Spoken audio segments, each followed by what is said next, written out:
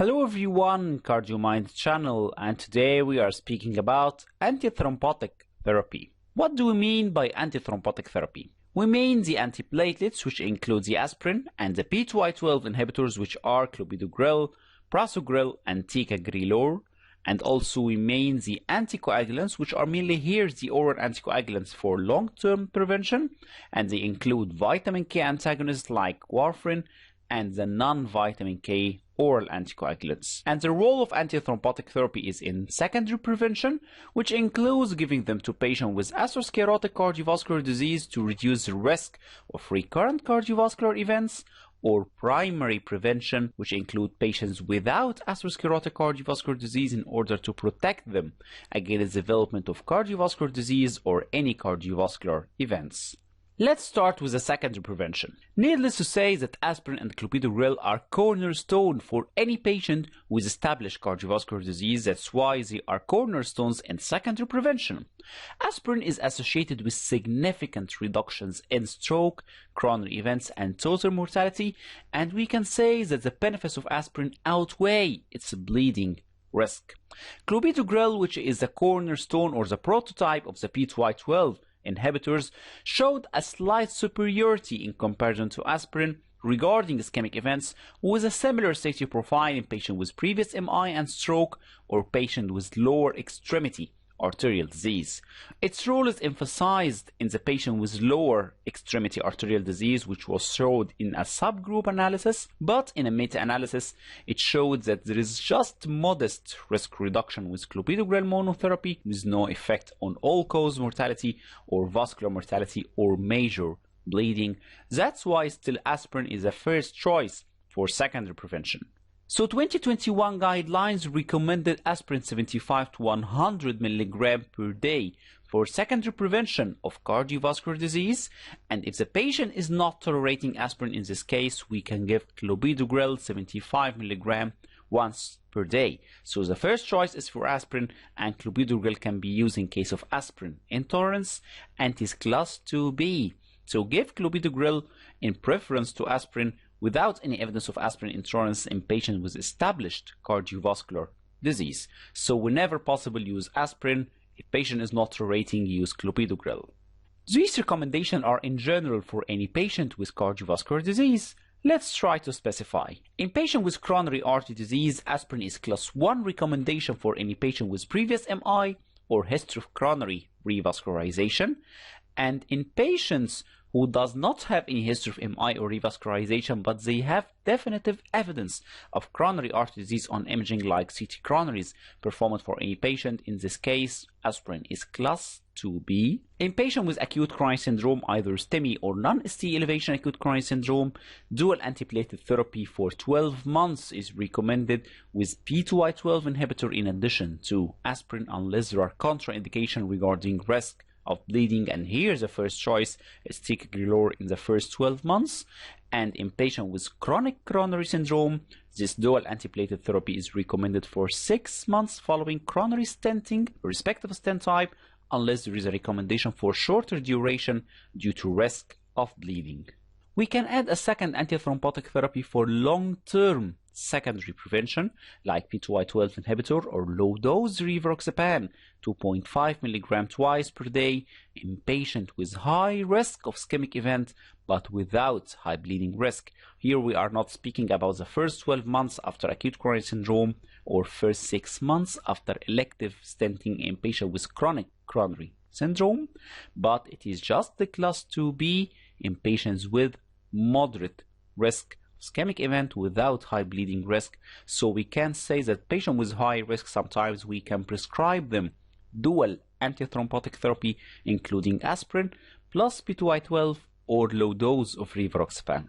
In the 2020 ESC guidelines of non-ST elevation acute coronary syndrome, patients who are at high ischemic risk and low bleeding risk, we can prescribe them aspirin plus clopidogrel plus low-dose Rivaroxaban for about 1 year. This is maybe considered after discontinuing parenteral anticoagulation, but it's just the class 2B. So here, triple antithrombotic therapy may be given in patients with high risk of recurrent ischemic events despite risk factor control and despite optimized medical treatments. And we remind ourselves with the Atlas ACS2 TIMI51 trial, which studied the effect of low-dose Rivaroxaban for long-term secondary prevention. In patients with cerebrovascular disease, here we can use antiplatelet for patients with non-cardioembolic ischemic stroke or TIA, and use anticoagulant for patients with cardioembolic ischemic stroke or TIA, like in case of atrial fibrillation. So the choice of antithrombotic therapy depends on the mechanism of stroke. In patients with non-cardioembolic ischemic stroke, we can prescribe them aspirin only, diparidamole plus aspirin, or Clopidogrel mono. Therapies is class 1 recommendation.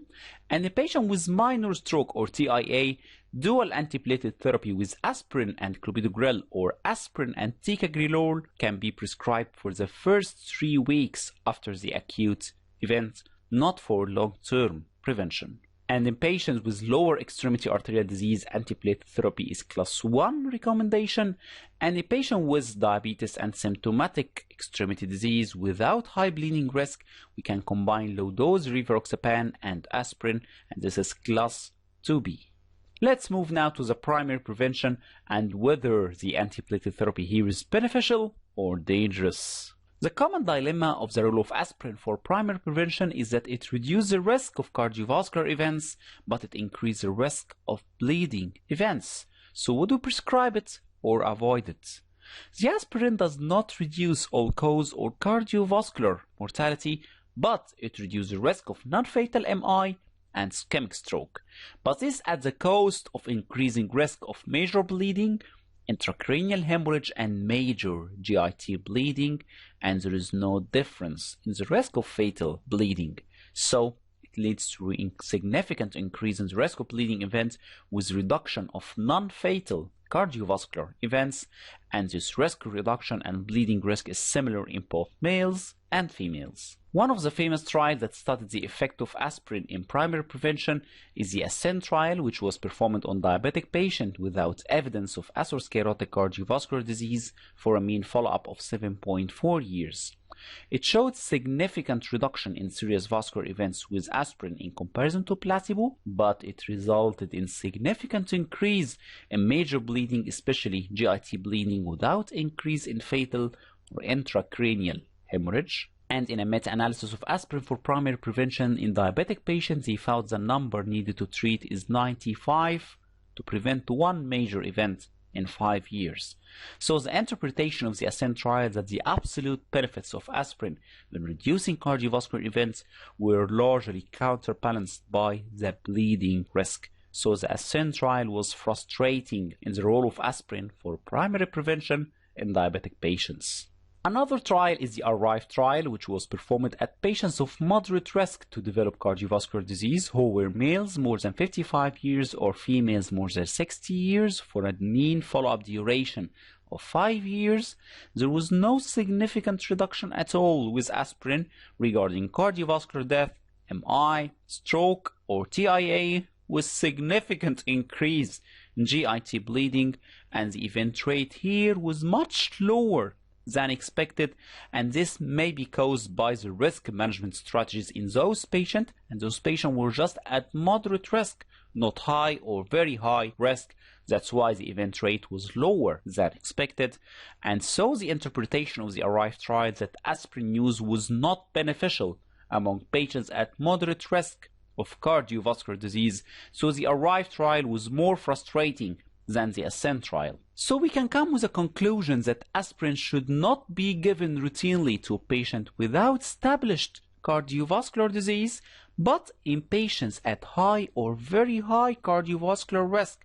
According to the risk stratification, which we explained in previous videos, the benefits here may outweigh the risk of bleeding.